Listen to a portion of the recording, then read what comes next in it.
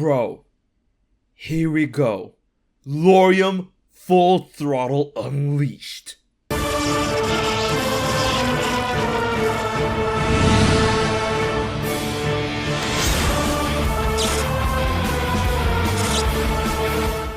It is that dark time once again, ladies and gentlemen. Kingdom Hearts Union Cross has updated with a massive story update, although it's not that long in Japan.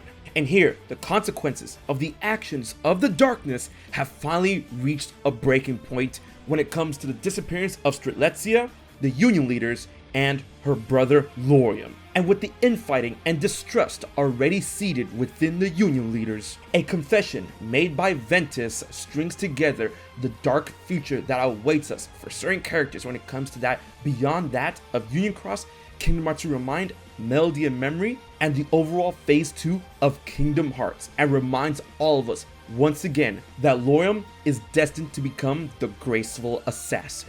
What's up guys, it's HMK once again with another Kingdom Hearts video dealing with Union Cross, the aspects of Dark Road, Kingdom Hearts 3 ReMind, Melody and Memory, and beyond. These are the seeds that tie everything together, and I hope you guys are ready for the breakdown, theories, and speculation when it comes to the rage of Lauriam. First and foremost, I gotta thank my boy Everglow for staying on top of the game and giving us awesome translations to these scenes. Check out the original video to see all of it in action for yourself. I'm gonna leave a link to his channel and video in the description box below. Alright, it's time. Strap on in for the safety of hype. Let's dive directly into the darkness. While this is a gigantic update when it comes to the overall story of Kingdom Hearts and Union Cross going towards the end of the saga, this particular update was pretty brief, but extremely substantial as it got to the point quickly. Skuld, Brain, and Ephemer discuss the aspects of the darkness that could be hidden within that of Ventus, going off the heels of his story when it comes to the last update and how he literally broke down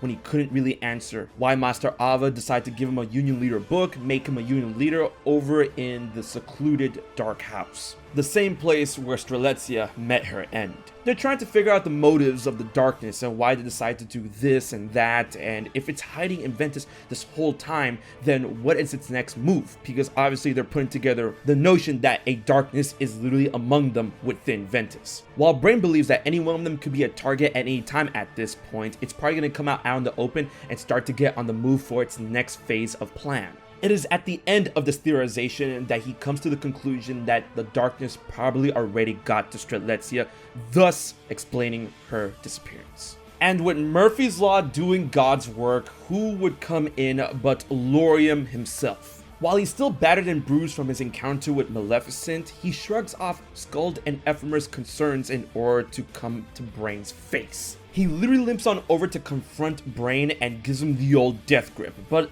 on the way there, Brain looked like he was not having it. Yet, Lauriam still got his claws, or I should say thorns in him. Haha, get it? Because, you know, Lauriam or Lucia Flower. Yeah. As he furiously demands to know what happened to Strelitzia, Ephemer goes up and tries to calm him down. But Lauriam is not having that. Lauriam literally straight up backhands the ever-living holiness out of Ephemer, telling him to stay out of this. And bro, can I say that I love that Kingdom Hearts is finally exploring more physical aspects when it comes to their heroes when not using their weapons. Sure, we've seen it here and there, but I would like to see more heated moments where the characters do get physical without brandishing their keyblades or such. As Lauriam continues to grill Brain, Brain comes up with his conclusion that the darkness is working from behind the scenes to push certain buttons within the Union leaders, within those that serve the light, in order to tear them apart. To plant anxiety, fear, doubt, anger within those that are supposed to be friends, in order to corrupt their hearts and tear their connections to shreds. That is the goal of the darkness, which makes a lot of sense. As Lauriam lets Brain go and finally calms down for a moment, he breaks down while Skuld and Ephemer comfort him. I mean, the man's going through a lot. He's finally coming to terms with what truly happened to his little sister. And then along comes Ventus with the worst news that this man can possibly hear. As in the previous update, we saw that Ventus truly remembered what happened when it came to Strelitzia's death, that the darkness within him struck her down. And now it seems that he blames himself for it. He rolls up and states that he erased Strelitzia, which, you know, is a nice way considering the fan translations that he's the one that killed her, you know, struck down, erased, disappeared. As Ventus continues with his confession, Skuld and Ephemer are yelling at him to stop. Despite that, he doubles down and states that he is the one that made Strelitzia disappear. Lauriam, I am the one that made your sister disappear. Lauriam then gets up, limps on over to Ventus, and initiates the death grip on him, asking him what did he do to Strelitzia. As it seems that the pressure is getting to Ventus, Brain and Ephemer come to his aid. At this point, Lauriam is just begging him to say something. It is at this point, Brain grabs Lauriam to tell him to stop, that this isn't like him. And then the situation takes a turn for the dark. With a dark look on his face, Lauriam states that you're in my way. Lauriam then summons his divine rose, swings it at Brain to get him to back off, and then goes for the kill on Ventus. Luckily, Brain and Ephemer were able to think fast. Brain was able to get out of the way, and Ephemer was able to block Lauriam's shot with his own keyblade. It is at this point, Lauriam straight up yells, "Answer me, Ventus." This has to be one of the most tensest and heartbreaking moments in Kingdom Hearts, as this level of infighting was born from the death of a relative that could possibly be responsible by a friend, which is some pretty dark territory, and I'm pretty sure we're gonna feel the ripples of this throughout the rest of the Kingdom Hearts series, as Lauriam, aka Marluxia, was starting to remember his true memories at the end of Kingdom Hearts 3 ReMind. As Ephemer effectively pushes back Lauriam in order to stand between him and Ventus, Ventus starts to act a little weird. He starts to yell out that something is definitely wrong with him, and we all know that something's a little wrong with Ventus at this point in Union Cross, and then the darkness starts to seep out and materialize. As Ventus collapses as the darkness rises, Skuld then busts out her own Keyblade and they turn the focus on Mr. Darkness. But I like how Brain is just, there, just standing, is like, ooh, okay, things are getting spicy. You're not gonna do something, you're not gonna bust out a Keyblade? I know you got one. I mean, you got one, right? Either way, Brain does what he does and he crosses his arms and says, "So, you're the darkness." As the darkness stands up, it states a very ominous warning.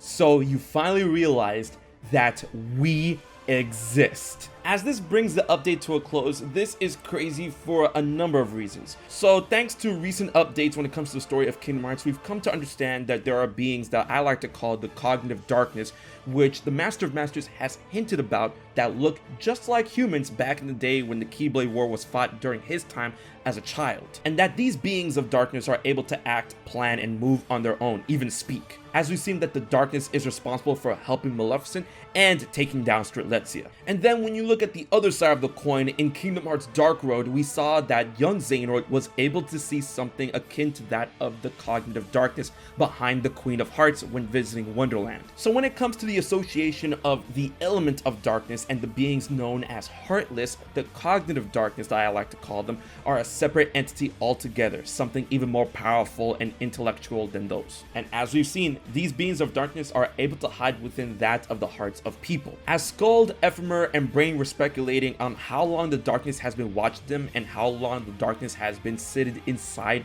of Ventus, it is incredibly heavily implied that this darkness is indeed one and the same of the being that we've come to know as Vanitas, as Vanitas was taken out from Ventus as a darkness and given his own shape and form by Xehanort. And in base Kingdom Hearts 3, Vanitas tags himself as Darkness. I am darkness, that is what I am. But this is followed up in Kingdom Hearts 3 ReMind, stating that he existed within Ventus for a very, very long time, and that all Xehanort did was take him out of Ventus, thus going against the original idea that Xehanort created Vanitas out of the darkness within Ventus.